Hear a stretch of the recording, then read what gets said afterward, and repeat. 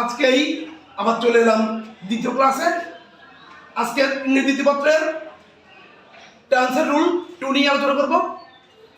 আজকের ফর্মের নাম হলো প্রেজেন্ট কন্টিনিউয়াস। প্রেজেন্ট কন্টিনিউয়াস, তাহলে আমরা চলে যাই প্রেজেন্ট কন্টিনিউয়াসে। প্রেজেন্ট কন্টিনিউয়াস টেন্স গঠন প্রণালী হলো সাবজেক্ট প্লাস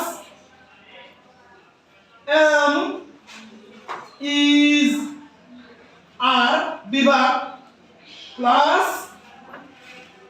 ভার্ব প্লাস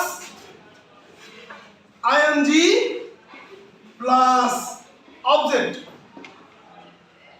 তাহলে আরেকবার, subject plus am is are plus verb plus ING plus object, অর্থাৎ এম ইজ আর থাকবে বিভাগ স্বরূপ আর প্রত্যেক সময় ভার্বের সাথে আইএনজি যোগ করতে হবে। তোমরা তাহলে খেয়াল করো ভালো করে। সাবজেক্ট গত ক্লাসে আই দিয়ে দিয়েছিলাম, আবারও সেই আই তখন ছিল ইট, এখন হবে এম ইজ আর, আই এর সাথে বসে এম, ছিল ইট, ইটের সাথে যদি আইএনজি যোগ করা হয় হবে ইটিং, অবজেক্ট রাইস। তাহলে গত ক্লাসে ছিল present indefinite I eat rice, আজকে কন্টিনিউয়াস হওয়াতে সাবজেক্টের সাথে বিভাগ এম এবং ভার্বের সাথে আইএনজি যোগ করা হয়েছে। তদ্রূপ আই এম ইটিং রাইস।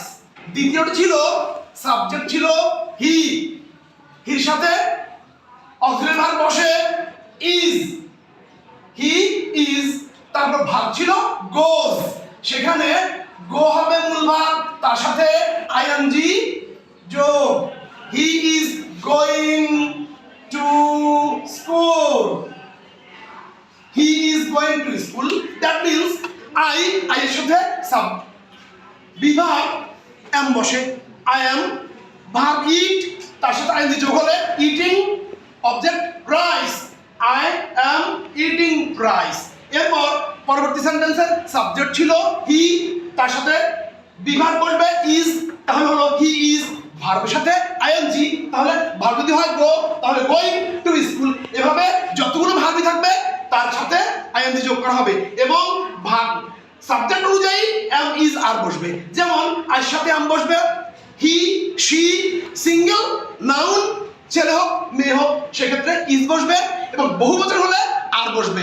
বহুবচন হতে পারে দে, আবার সেকেন্ড পারসন তুমি, তুমি ইংরেজি ইউ, ইউর সাথেও আর বসে।